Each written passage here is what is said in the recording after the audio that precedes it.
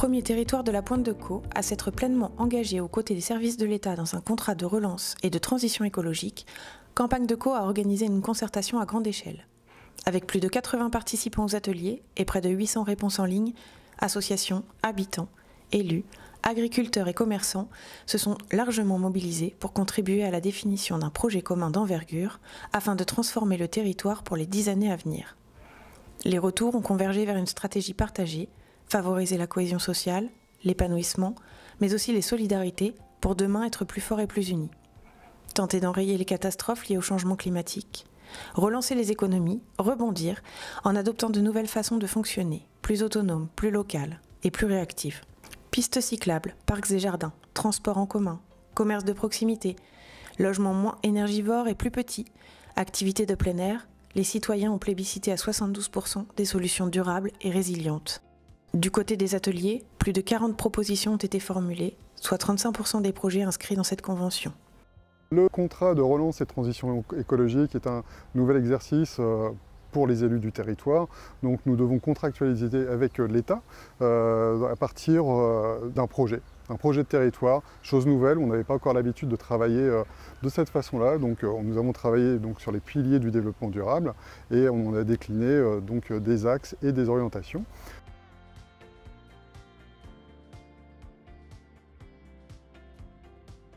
Au niveau du CIAS, actuellement, nous avons en charge la résidence autonomie, rue Saint-Jacques. À partir de janvier 2022, ce CIAS va prendre de l'ampleur et prendre de nouvelles compétences. À l'issue des réunions de concertation qui ont eu lieu dans le cadre du CRTE, nous avons pu être confortés dans l'idée que nos objectifs sont à partir de janvier, de travailler sur l'aide aux personnes vulnérables ou démunies sur le territoire. Donc nous allons travailler sur des projets comme le portage de repas, le transport à la demande, essayer de travailler aussi pour les jeunes du territoire qui ont une place importante. L'espace France Service est un lieu dédié pour toutes les démarches du quotidien via nos partenaires officiels et nos partenaires locaux. Donc ça va de la CPAM, la CAF jusqu'aux impôts et la mission locale par exemple.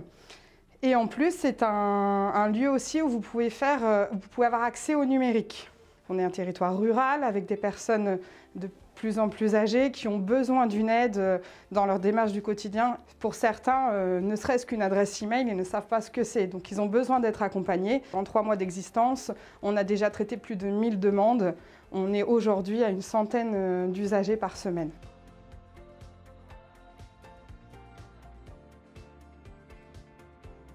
Depuis la dernière mandature, nous avons travaillé sur une idée qui était « J'ose, je propose ». Donc on a convoqué toutes les associations en leur demandant leurs besoins, ce qui serait utile à la communauté de communes, et aussi en fonction de leur niveau sportif, de leurs équipes, pour savoir quels équipements nous allons avoir besoin demain. Sur ce terrain-là, nous le récupérerons et nous mettrons la nouvelle piscine.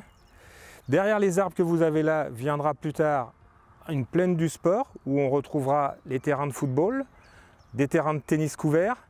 Pour la reprise des associations et pour leur donner un coup de main, la communauté de communes a décidé dans un premier temps d'aider nos associations, c'est-à-dire qu'on va remettre à jour tous nos supports de communication et puis dans un deuxième temps, la création du PAVA, donc le point d'appui à la vie associative qui va permettre à tous les dirigeants d'associations de trouver toutes les informations qu'ils ont besoin. Donc en 2018, on a commencé un partenariat avec le Théâtre Le Passage sur des actions notamment à destination des personnes âgées de la résidence La Chênaie et ce travail a été soutenu par la Direction régionale des affaires culturelles qui nous a grandement enjoint à continuer de ce partenariat qui a pris la forme en fait d'années de préfiguration d'un contrat culture, territoire, enfance, jeunesse. L'idée c'est d'apporter de l'éducation artistique et culturelle, de l'EAC, dans les écoles.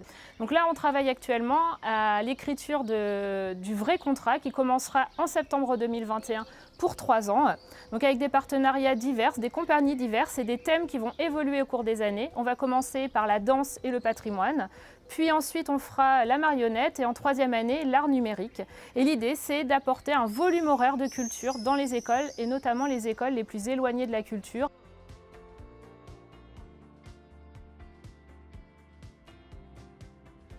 Ce qui qui est ressorti des concertations dans le cadre du CRTE, c'est justement le besoin des familles d'avoir une meilleure visibilité en fait, de l'offre existante sur le territoire. Le travail donc, qui a été fait avec les acteurs du territoire a été de construire des projets pour répondre à ces besoins. Donc notamment avec la centralisation des services liés à la famille, notamment dans le cadre du futur SIAS. La construction aussi d'un pôle social et culturel sur Goderville qui centralisera un bon nombre de structures ou de dispositifs en direction des familles. C'est aussi un développement de la coordination de petite enfance pour créer une cohésion de territoire justement et aussi en proposant une itinérance, notamment du relais assistant maternel mais aussi probablement du lieu d'accueil enfants-parents. Une communauté de communes ne se résume pas à une seule commune puisque nous en avons 22.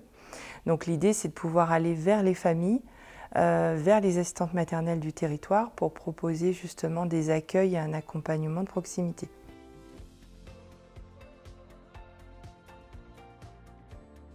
Je suis responsable principalement de l'érosion et du ruissellement. Ça consiste à des aménagements en hydraulique douce, donc des haies, des fascines, dans un but hydraulique, et également à s'occuper de la réhabilitation des mares. Effectivement, ça permet de lutter contre les inondations puisque la mare permet d'accueillir un certain volume tampon. Ce volume tampon va permettre de différer les ruissellements qui vont s'écouler plus lentement au lieu d'arriver en une seule fois vers les enjeux qui sont les habitations, les voiries, etc. Tous ces aménagements, haies et mares, ont un intérêt vraiment très important pour la biodiversité puisqu'ils permettent, comme on l'a dit, d'accueillir des espèces endémiques qui ne sont présentes qu'à ces endroits-là. C'est un sujet très important pour la communauté de communes Campagne de Caux qui cherche justement à développer sa thématique environnementale dans son projet politique, avec le réchauffement climatique, mais aussi avec l'urbanisation, avec les modifications des pratiques culturelles. C'est quelque chose qui est de plus en plus important et donc on cherche à aller plus loin dans cette thématique. Ouais. Poursuivre les actions en faveur de la biodiversité, créer des jardins partagés, planter des arbres, des haies, valoriser les sites naturels, 23% des habitants placent ces sujets en tête de leurs préoccupations. Un besoin de se reconnecter à la nature, à l'essentiel, qui se traduit également dans une façon de consommer, soutien aux agriculteurs, développement des circuits courts, lutte contre le gaspillage, alimentation locale, bio, un plan alimentaire territorial émergent des réflexions.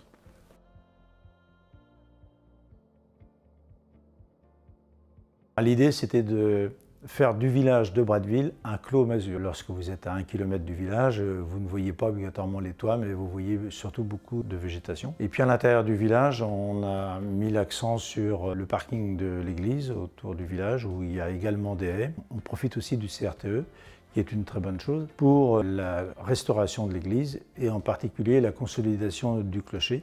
On a également, avec le CRTE, dans la salle que l'on se trouve, on va installer la microfolie qui permet, tout en restant à Bretteville, d'aller visiter le Louvre et d'autres musées.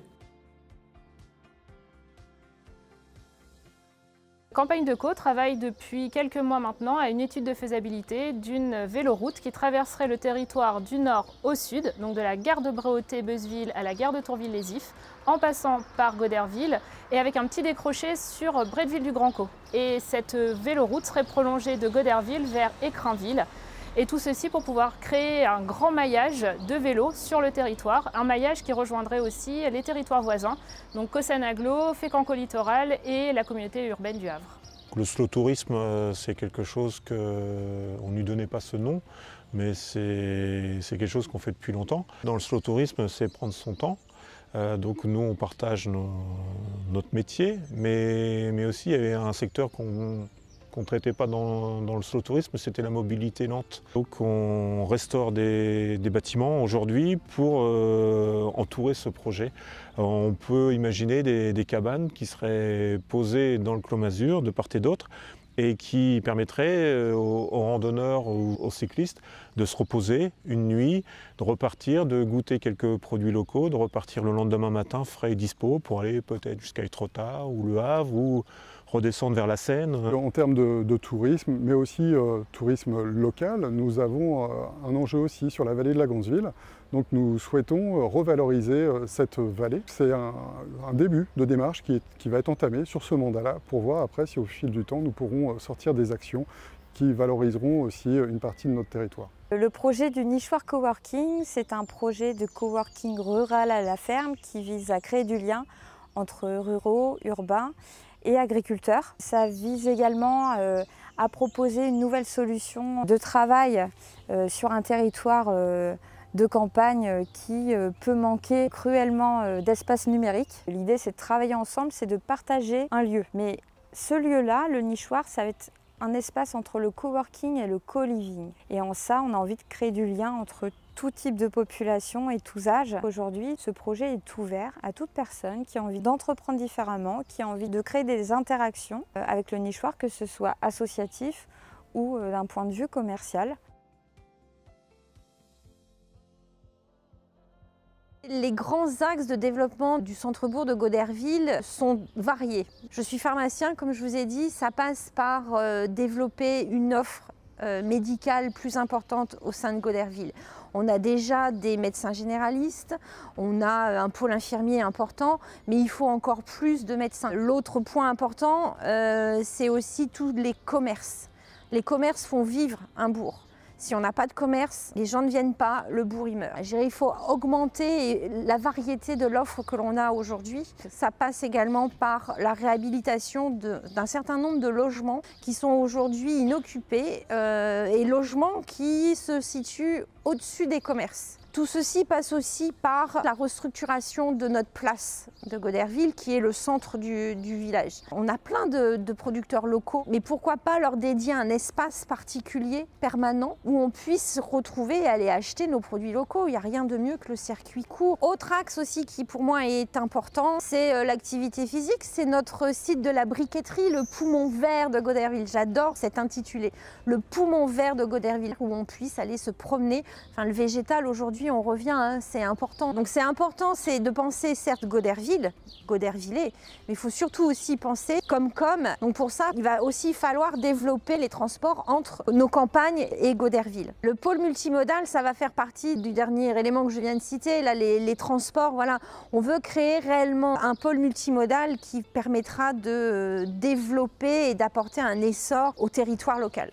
À partir de ces orientations, on a décliné des fiches projets et aussi des fiches actions. On a besoin de conforter et aussi de concerter avec notre population, chose qu'on a fait ces temps-ci. Toutes les actions seront menées en faveur de l'environnement, de la préservation de l'environnement, que ce soit bâti ou végétal, naturel. L'ensemble en fait de nos citoyens qui y habitent et ceux qui y viendront trouveront un territoire qui va se développer de façon harmonieuse.